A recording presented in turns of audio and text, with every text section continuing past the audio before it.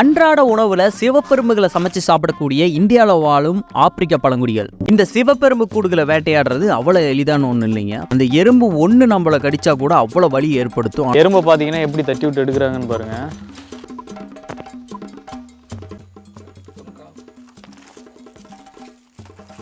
சூப்பரா இருக்கு.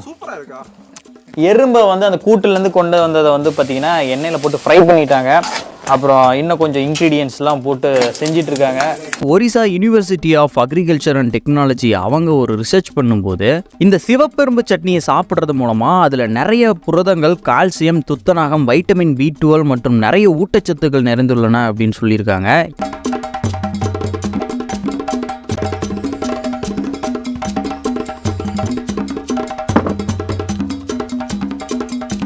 நார்மலாக மற்ற சட்னி சாப்பிட்ற மாதிரியே தான் இருக்குது.